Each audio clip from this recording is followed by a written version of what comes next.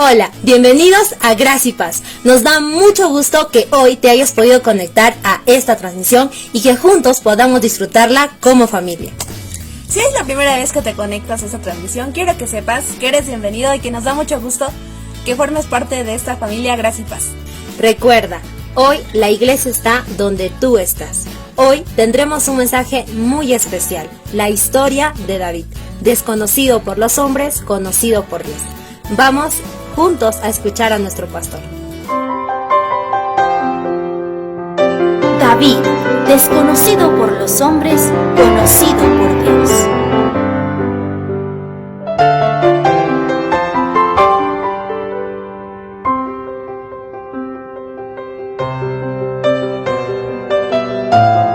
Muchísimas gracias, muy buenos días, hermanos, amigos, que ahora estamos conectados gracias a la tecnología.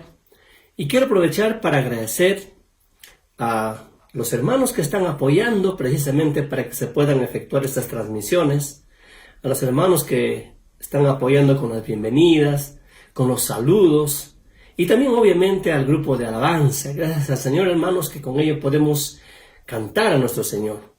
Las gracias a ellos, las gracias a nuestro Señor que pone en sus corazones de mis hermanos este deseo y que el Señor los bendiga grandemente. Estamos retomando, o queremos retomar, nuestros estudios que estábamos haciendo los domingos cuando congregábamos en nuestro templo. Se trata de la vida del rey David, bajo el eslogan, desconocido por los hombres, conocido por Dios. Estamos queriendo conocer la vida de este hombre. Muchas cosas interesantes hay en la vida de David. Hay altibajos, hay tiempos en que él sufre, hay tiempos en que él tiene victorias. Y obviamente David es un personaje principal dentro de la historia bíblica. Pero los amigos que nos escuchan recordarán ustedes que quizás el más grande evento que tuvo David fue cuando venció al gigante Goliat. Y todos recordamos eso, sabemos de algún modo esa historia. Pero ahora, a estas alturas de lo que vamos a ver, David ya es un rey. Él es rey, está establecido, está haciendo progresar la nación de Israel. Y aquí vamos con este hombre, David, desconocido por los hombres, conocido por Dios. Si los hermanos han estado siguiéndonos en los domingos, ahí en nuestro templo, tienen la idea cabal de lo que estamos queriendo enseñar. Pero también los amigos que están sintonizando ahora, queremos decirle que siempre la enseñanza de la palabra de Dios es bendición para nuestras vidas. Queremos que el Señor pueda hablarles y pueda también tocar sus corazones. Bienvenidos, hermanos. Soy Fernando Fernández, pastor de la Iglesia Bautista Gracia y Paz. Esto es para algunos que quizás no me conocen, ¿verdad? Esta mañana vamos a abrir nuestras Biblias en el libro de 2 Samuel, capítulo 11, versículos 1 al 5. La palabra de Dios, hermanos, en este pasaje dice lo siguiente. Aconteció, al año siguiente, en el tiempo que salen los reyes a la guerra, que David envió a Joab y con él a sus siervos y a todo Israel, y destruyeron a los amonitas y sitiaron a Rabá, pero David se quedó en Jerusalén. Y sucedió un día, al caer la tarde, que se levantó David de su lecho y se paseaba sobre el terrado de la casa real, y vio desde el terrado a una mujer que se estaba bañando, la cual era muy hermosa. Envió David a preguntar por aquella mujer y le dijeron, aquella es Betsabé, hija de Eliam, mujer de Urías Eteo. Y envió David mensajeros, y la tomó, y vino a él, y él durmió con ella. Luego ella se purificó de su inmundicia y se volvió a su casa. Y concibió la mujer y envió a hacerlo saber a David diciendo, estoy encinta. Vamos a orar un momento, por favor. Padre, muchas gracias te damos esta mañana. Gracias, bendito Dios, nos permites estar en contacto con nuestros hermanos de la iglesia, Padre, con los amigos que nos sintonizan. Queremos suplicar, Señor, que su Santo Espíritu pueda llenarnos ahora, pueda guiarnos, Señor, a fin de que podamos enseñar tu palabra y tu palabra pueda llegar a nuestros corazones, tu palabra pueda exhortarnos, pueda animarnos, Padre, y tú te glorifiques en ella, Señor. Gracias por este tiempo, Padre, bendícenos en el nombre de Cristo Jesús. Amén. Hermanos, cuando pensamos en la vida de David, creo que uno de dos eventos viene a nuestra mente. Recordamos fácilmente cómo el joven David venció al gigante Goliat. O recordamos también cuando David cometió adulterio con Betsabé. Y creo que ambos eventos fueron monumentales en la vida de David. Marcaron su vida. En el primero, cuando mató a Goliat, nosotros vimos la humildad en el corazón de David. Pero, en el segundo, cuando conoció a Betsabé, David reveló el hecho de su humanidad, básicamente. Cuando David venció a Goliat, demostró que era un hombre de fe, porque confiando en el Señor, venció a Goliat. Pero, cuando David conoció a Betsabé, vimos que era un hombre de carne también. David venció a Goliat y nosotros tuvimos el privilegio de presenciar su mayor victoria. Pero cuando David estuvo con Betsabé, tuvimos la tristeza y tenemos la tristeza de ver su mayor derrota. Son eventos que marcaron la vida de David. Ahora bien, si usted se da cuenta, en realidad, hasta este momento David nunca había perdido una batalla. Toda la vida que David pisó un campo de combate, salió victorioso, siempre ganó la batalla. Pero, cuando David entró en la arena de batalla dentro de su propio corazón, fue derrotado. Y fue derrotado por un gigante mucho más poderoso que el mismo Goliat. Miren, hoy vamos a ver este acontecimiento. Hoy vamos a ver este momento doloroso en la vida de David. Vamos a presenciar cómo es que David es derrotado por ese gigante que vive en su corazón. Pero lo que quiero que quede claro es que nosotros no queremos ufanarnos con David. No quiero creerme mejor que David. Les digo algo. Sé muy bien que si no fuera por la gracia de Dios, podríamos estar hablando de mí o podríamos estar hablando de ti. En verdad, debemos tomar el ejemplo que encontramos en la vida de David para que nosotros sepamos cómo enfrentar a los gigantes que anidan en nuestro propio corazón. Quiero aclararle algo. No estamos hablando de gigantes externos, como por ejemplo enfermedad, sufrimiento, tristeza, pobreza, dolor o cualquier otro tipo de cosas que nos acontecen externamente. En verdad, estamos hablando de algo interno. Lo que más problemas nos va a generar en nuestras vidas es esos gigantes que habitan en nuestro propio corazón. Miren, el apóstol Pablo le decía a Timoteo, un joven, cuando estaba ministrando como pastor en la iglesia de Éfeso, le dice en 1 Timoteo capítulo 4, versículo 16, «Ten cuidado de ti mismo y de la doctrina. Persiste en ello, pues haciendo esto te salvarás a ti mismo y a los que te oyeren. Ten cuidado de ti mismo y de la doctrina». De manera que es muy importante que te analices. Cuando te mires al espejo, pienses, este es un tipo peligroso realmente. ¿Por qué? Porque tienes dentro de tu corazón gigantes, que quizás algunos están adormilados, o algunos ya despertaron y están queriendo dominar tu propia vida. Vamos a ver dos puntos importantes en este estudio. En primer lugar, vamos a ver la naturaleza del gigante que mató a David. Luego veremos el poder del gigante que mató a David. ¿Ok? Miren, cuando hablamos de la naturaleza del gigante, vamos a ver la raíz, en dónde se origina todo esto. Y realmente, si queremos saber la naturaleza, vamos a volver un poco atrás en nuestras Biblias, al libro de 2 Samuel capítulo 5, versículos 12 y 13. Miren lo que dice la palabra del Señor. «Y entendió David que Jehová le había confirmado por rey sobre Israel, y que había engrandecido su reino por amor a su pueblo Israel. Y tomó David más concubinas y mujeres de Jerusalén, después que vino a Hebrón, y le nacieron más hijos e hijas».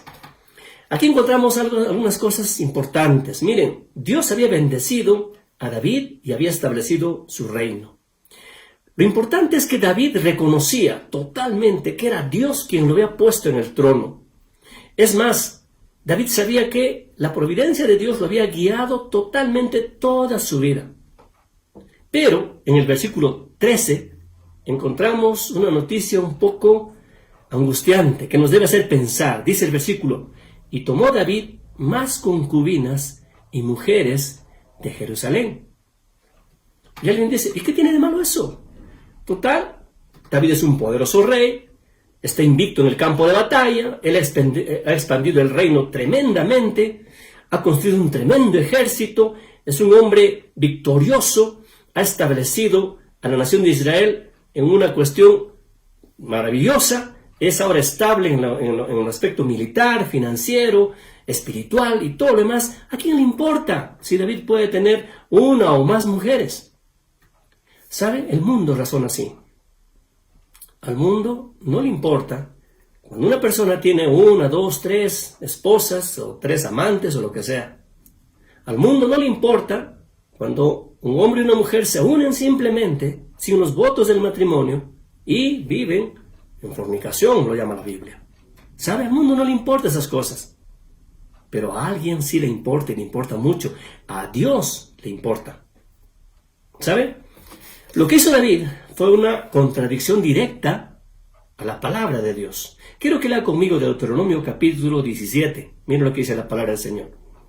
Versículos 14 hacia adelante dice: cuando hayas entrado en la tierra que Jehová tu Dios te da, y tomes posesión de ella y la habites, pondré un rey sobre mí, como todas las naciones que están a mis alrededores. Ciertamente pondrás por rey sobre ti al que Jehová tu Dios escogiere. De entre tus hermanos pondrás rey sobre ti. No podrás poner sobre ti a hombre extranjero que no sea tu hermano. El verso 16 es interesante, mira lo que dice. Pero él, se refiere al rey, no aumentará para sí caballos, ni hará volver al pueblo a Egipto con el fin de aumentar caballos, porque Jehová os ha dicho: no volvéis nunca por este camino. Ni tomará para sí muchas mujeres, para que su corazón no se desvíe. Ni plata ni oro amontonará para sí en abundancia. Aquí hay 3 cosas que Dios le prohíbe al rey. En primer lugar dice que no debía acumular caballos. Y esto se relaciona con poder militar. Toda la confianza que deben tener los hombres, en este caso el rey, debía depender totalmente de Dios. Tampoco debía acumular esposas. Esto tiene que ver con pureza moral. Y la Biblia dice que Dios es un Dios santo. El rey debe imitar eso.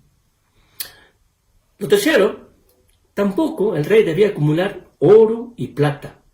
Esto se relaciona con ponerse materialista realmente. Y el rey debía depender del Señor porque Dios es el que provee. Ahora, en un mundo violento, materialista y polígamo como era el tiempo del rey David, obviamente el rey que estaba a cargo del pueblo de Dios, debía vivir y ser un ejemplo de santidad, básicamente. Dios ordena estas cosas. David honra al Señor con 2 de las cosas que ordena el Señor. Primero, honra al Señor no acumulando caballos. La historia nos dice que todas las batallas que ganaba David, a los caballos los desarrejaba, o sea, le rompía las patas, literalmente los mataba. Él no se acumulaba caballos, estaba cumpliendo lo que el Señor le había pedido. Tampoco él se acumulaba con oro, plata, riquezas, todo lo que podía agarrar como botín de todas las victorias que él tenía. Todas las dedicaba al Señor, las llevaba al templo y ahí las ofrecía al Señor y ahí se quedaba. David cumplía honrando al Señor con estas 2 cosas que el Señor le había pedido. Pero, en cuanto se refiere a que no debía tener muchas mujeres, David había olvidado ese mandato. ¿Qué cosa nos enseña esto? Sencillamente nos enseña que David tenía un gigante dentro de sí que se llamaba lujuria. Parece que David tenía fuertes deseos sexuales básicamente y buscaba satisfacer esos impulsos acumulando mujeres. Ahora bien, David tuvo problemas con ese gigante en su corazón que se llama lujuria. Quizás es tu problema también, o quizás no lo es. Quizás hay otro gigante que te está ahora mismo atormentando. Sería bueno que lo identifiques, porque cuando sabes qué es, va a ser mucho más fácil que puedas ser victorioso frente a eso. Vamos a ver ¿Cómo es que se desarrolla ese gigante dentro del corazón de David para que finalmente lo destruya? ¿De dónde vino ese gigante de la lujuria? ¿Cómo es que este gigante obtuvo ese poder necesario para vencer al hombre conforme al corazón de Dios? Hay varios factores. En los primeros versículos de este capítulo 11 de 2 Samuel encontramos, en primer lugar, por ejemplo, que David descuida su deber. Imagínense, él era el rey. Dice el versículo que en el tiempo que salen los reyes a la guerra, o sea, era un tiempo en que había guerra y los reyes debían estar a la cabeza, debían estar liderando a su ejército, debían estar dando ánimo a su ejército. Pero el rey se queda en casa. Dice el versículo, la última parte, pero David se quedó en Jerusalén. De manera que aquí hay un descuido de su deber. Mientras su gente está luchando, está muriendo, él está en Jerusalén. Esto implica también un tiempo de inactividad. David no estaba haciendo nada. Si ustedes leen el versículo 2, van a encontrar que David ya al caer la tarde se levanta de su lecho. O sea, ha estado todo el día durmiendo prácticamente. Y al caer la tarde se levanta de su lecho. O sea, David estaba en cama cuando debería haber estado en batalla realmente. Hay un dicho que dice, mente ociosa, taller de Satanás. De manera que es interesante que tú vayas meditando en estas cosas. Un tercer factor que podemos anotar es que David era un hombre exitoso. El éxito estaba de por medio. David disfrutó de victorias, disfrutó que su nombre sea arengado por el pueblo. Él era un hombre exitoso y el éxito es embriagador. ¿Sabe? Alguien decía que nunca eres más vulnerable a una caída cuando acabas de tener éxito. De manera que a esto se suma el orgullo. David sabía que Dios estaba con él, había quitado básicamente su confianza en el Señor y él estaba confiando en él mismo. El orgullo está cegando su mente.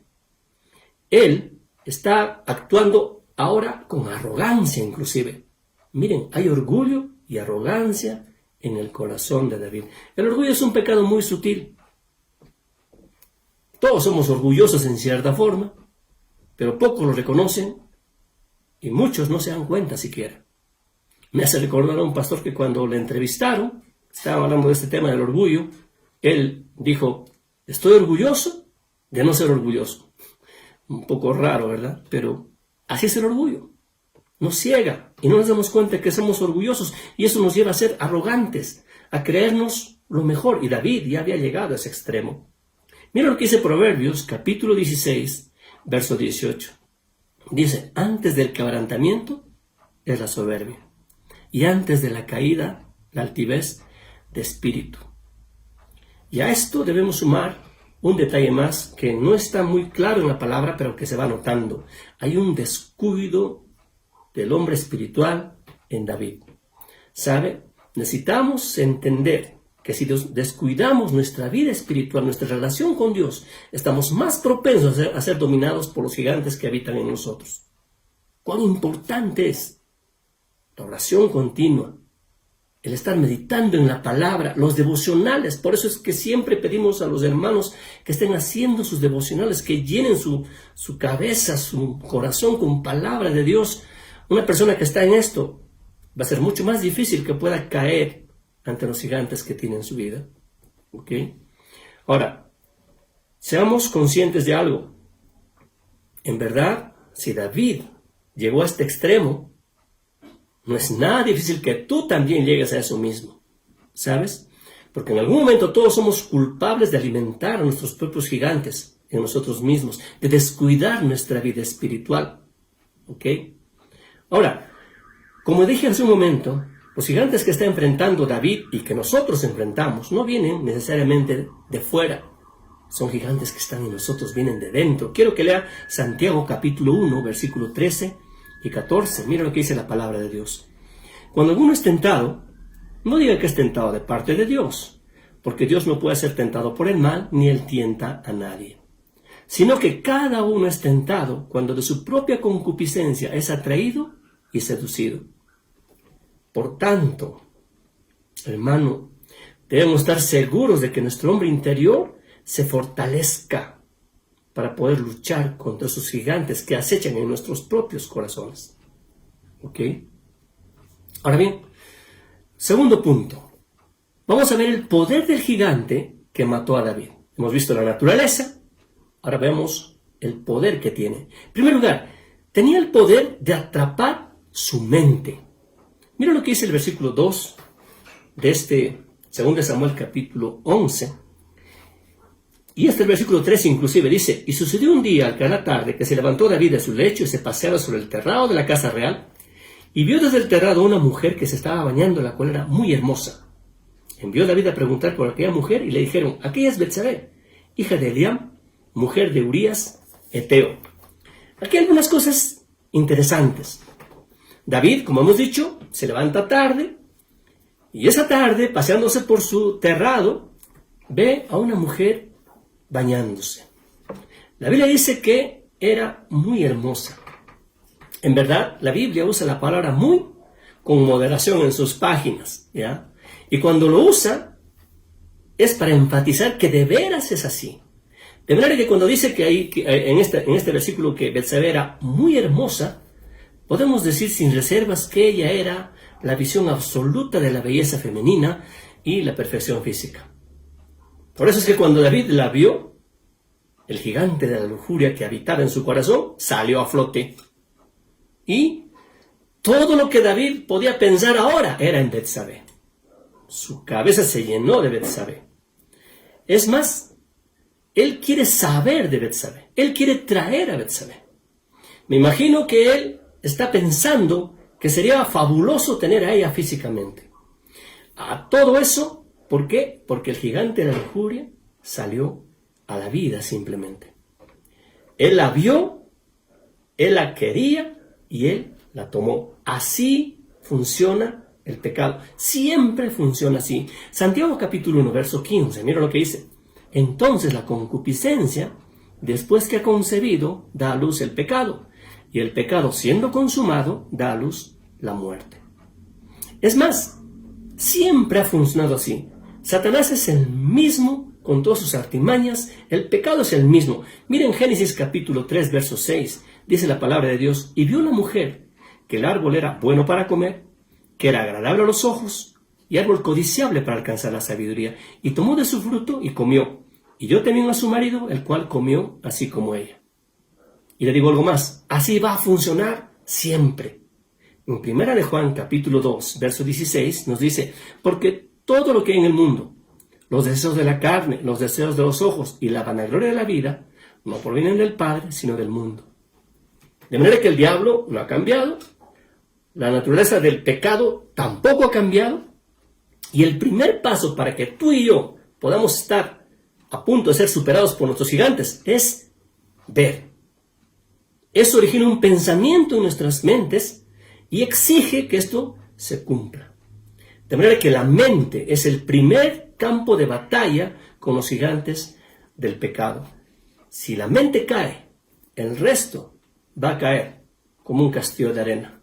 Así de simple es. ¿Dios tiene algo que decir sobre la mente? Por supuesto que sí. El Señor nos pide proteger nuestra mente en todo tiempo. Filipenses capítulo 4, versículos 8 y 9. ¿Qué dice? Por lo demás, hermanos, todo lo que es verdadero, todo lo honesto, todo lo justo, todo lo puro, todo lo amable, todo lo que es de buen nombre, si hay virtud alguna, si algo digno de alabanza, en esto pensad. Lo que aprendisteis y recibisteis y oísteis y visteis en mí, esto haced, y el Dios de paz estará con vosotros. Dios nos pide que nosotros podamos proteger nuestra mente, y la mejor protección es, como dice la palabra en 2 Corintios, llevando cautivo todo pensamiento a la obediencia a Cristo.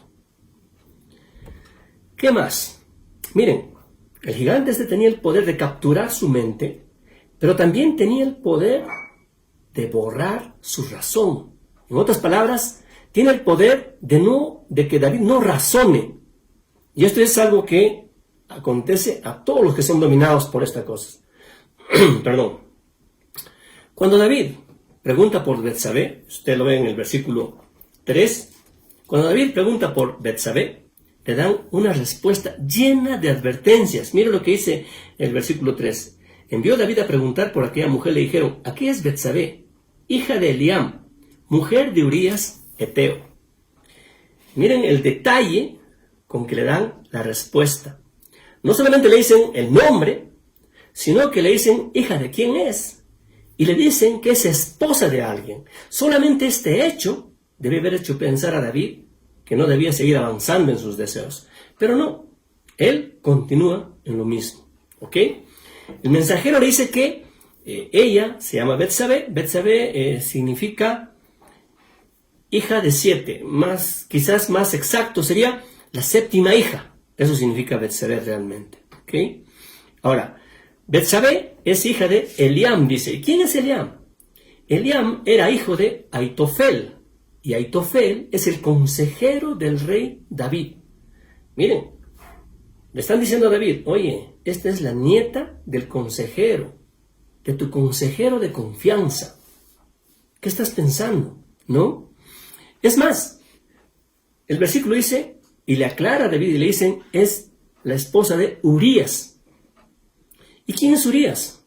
Urías es un guerrero fiel de David. Urías se unió a David cuando David estaba todavía en fuga, era fugitivo. Ahí se une Urías a David. Muchas veces Urías arriesga su vida por David realmente.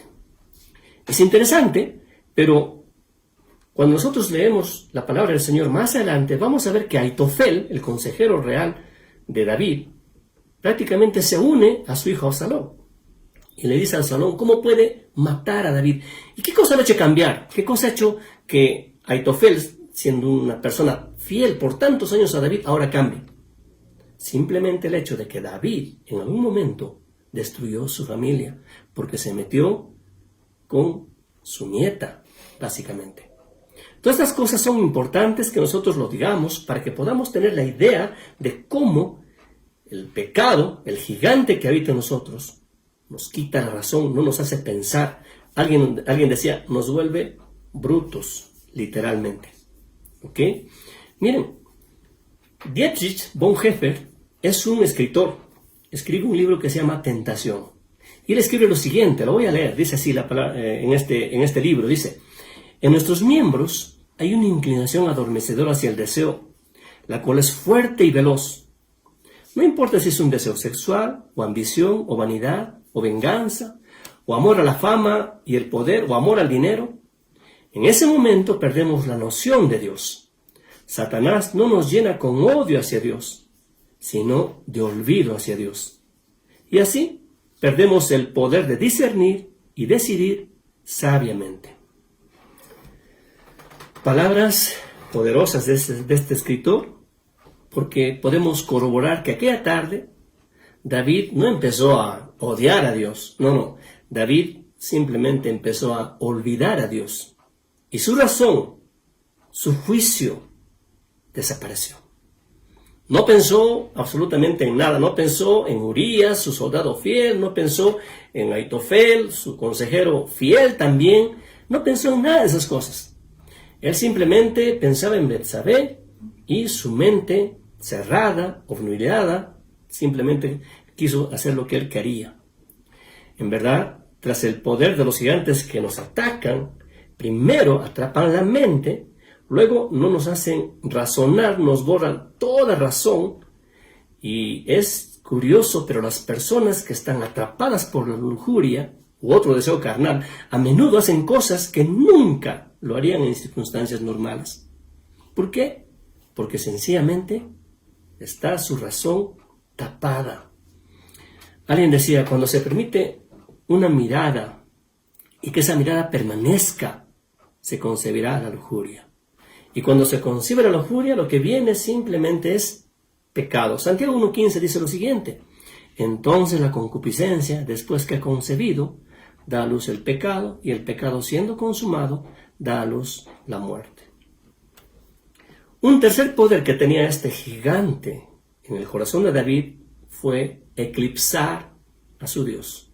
Eclipsar a Dios. Imagínense un poco esto. David es un hombre que ya ha sido rey de Israel por 20 años. Es más, él ya tiene 50 años a estas alturas. Él es un hombre de Dios, es un poderoso guerrero. Él es el dulce cantante de Israel. ¿Ok? Sin embargo, en estos momentos se revela que él tiene pies de barro. Traer a Betsabé a su cama y cometer adulterio con ella, básicamente con la esposa de otro hombre. ¿Sabe qué? Él deshonra a Betsabé, deshonra a su marido, a Urías, deshonra a sus esposas. David tiene varias esposas, pero sobre todo deshonra a Dios. Éxodo capítulo 20, verso 14 dice, no cometerás adulterio. Y David en este momento ha olvidado su relación con Dios. El gigante de la lujuria lo ha cegado a tal punto de que David se ha convertido en un ateo pragmático, en un ateo práctico. Vive como si no hubiera Dios, como muchos llamados cristianos que ahora mismo están en ese problema. El gigante de la lujuria está tan alto en el corazón de David que ha bloqueado su mente y su vista, la ha apartado totalmente de Dios. ¿Qué cosa ganó David? Bueno, David y Betsabé disfrutaron de los placeres de una aventura ilícita. Y Proverbios capítulo 9, verso 17 dice, las aguas hurtadas son dulces, el pan comido en oculto es sabroso. Sin embargo, David pagó su momento de placer con una vida de dolor, totalmente de dolor. Tal es el poder del pecado, tal es el poder del gigante que habita en nosotros mismos. David olvidó a Dios. Y si tú te entregas a los gigantes, tú también lo vas a hacer. Tú no eres mejor que David, ninguno de nosotros somos mejores que David, pero fíjense hasta dónde ha llegado. Cuando el gigante se levanta en tu corazón, prácticamente se bloquea tu visión de Dios, se bloquea tu visión de tus responsabilidades, se bloquea tu visión de lo que eres. Ya no razonas. En realidad, somos derrotados como David, porque el ataque del gigante vino primero a la mente y luego se hizo algo práctico. No vamos a poder detenerlo, simplemente, a menos que nos sometamos al Señor. En 2 Corintios capítulo 10, verso 3 al 5, dice lo siguiente, pues aunque andamos en la carne, no militamos según la carne, porque las armas de nuestra milicia no son carnales, sino poderosas en Dios para la destrucción de fortalezas, derribando argumentos y toda altivez que se levanta contra el conocimiento de Dios y llevando cautivo todo pensamiento a la obediencia a Cristo. ¿Sabe? Este es un lugar triste para dejar a David, ¿verdad? La última parte del versículo 5 dice lo siguiente, y concibió la mujer y envió a hacerlo saber a David, diciendo, estoy encinta. Aquí nos muestra que el pecado ya tiene sus consecuencias y se cierra sobre este capítulo como un manto fúnebre. ¿Sabe? La historia no ha terminado. En verdad, es solo el comienzo. Vamos a continuar con esto próximas semanas.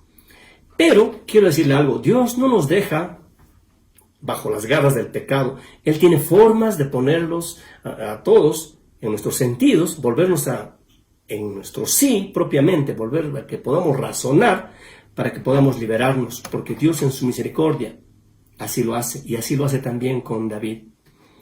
¿Sabe? Una cosa más que quiero que quede claro. El pecado de David es un pecado que podría haber sido cometido por ti, por mí, por cualquiera de nosotros. Nosotros no somos mejores que David para nada. Debemos tener mucho cuidado. ¿Por qué se magnifica esto? Porque sencillamente es David, es el rey, es el hombre que tiene su corazón conforme al corazón de Dios. Y lo que más llama la atención es cómo manejó este pecado. Más adelante vamos a ver ese asunto. No queda allí. ¿Cómo maneja el pecado David después de que se entera de que Betsabé está encinta? Tú y yo estamos tan propensos al fracaso como David. 1 Corintios capítulo 10, verso 12 dice lo siguiente. Así que el que piensa estar firme, mire que no caiga. Y esta mañana yo quiero preguntarte a ti, mi hermano, ¿Estás tratando con algún gigante en tu vida que está tratando de destruirte? ¿No crees que si es así, puedes perder la batalla fácilmente? Necesitas aferrarte al Señor, necesitas volver tus ojos a Él, necesitas pedir a Dios que te dé razón, que tu raciocinio comience a funcionar para que pongas las cosas en su lugar realmente. Esta mañana quiero decirte que el primer paso es ser honesto delante del Señor, confesar a nuestro pecado, confesar a nuestra lucha, para que Él en su misericordia pueda liberarnos. Quizás tú ya has sido derrotado por algún gigante en tu vida. Quiero decirte que esto no es el final, no es la conclusión, no. Dios es misericordioso y te puede dar otras oportunidades. ¿Qué quiere el Señor? Que te arrepientas, que vuelvas tus ojos a Él, que vuelvas al Señor realmente. Esta mañana, amado hermano, quisiera que analices tu corazón y le digas al Señor: Señor, yo quiero ser victorioso frente a los gigantes que viven en mí. ¿Qué cosa quiere dominarte? Díselo al Señor. Amigo que nos estás escuchando ahora, solamente quiero decirte que el Señor sabe todo lo que tú eres, sabe todo quién eres realmente, qué luchas hay en tu vida. El Señor sabe, el Señor conoce. Necesitas volver tus ojos a Él. Necesitas confesar tus pecados a Él. Necesitas recibirlo como tu Señor, como tu Salvador, para que Él pueda salvarte, pueda pasarte de muerte a vida, como dice su palabra, y pueda hacerte victorioso frente a cualquier gigante que habita en tu corazón ahora mismo. Si nunca has hecho este tipo de decisión, te invito en el nombre del Señor a que lo consideres seriamente. ¿Por qué? Porque tu eternidad está en juego en este asunto. De manera que esta mañana quiero que todos podamos analizarnos y todos podamos pedir al Señor ser victoriosos frente a los gigantes que anidan en nosotros. Vamos a orar. Padre, muchas gracias. Otra vez te damos, porque reconocemos, Señor, que no somos para nada mejores que David. Sin embargo, vemos cómo David ha caído en este pecado, Señor, del adulterio, por la lujuria que hay en su corazón. Señor, muchos de nosotros tenemos problemas en nuestros corazones, de diferente índole, Señor. Queremos, Padre Santo, entregarlo a ti, descargar sobre ti, Señor. Te ruego por la congregación, Padre, por mis hermanos, para que cada uno podamos analizarnos y podamos realmente arreglar cuentas contigo si algo está mal, Padre Santísimo. Y seamos hijos dignos de ti, Señor, para tu honra y gloria. Padre Santo, toca corazones de los que no te conocen, Señor. Tú sabes quiénes son, tú conoces cada corazón, Padre. Glorifícate también en esas vidas, amado Señor. Gracias por este momento, amado Dios. En el nombre de Cristo Jesús. Amén.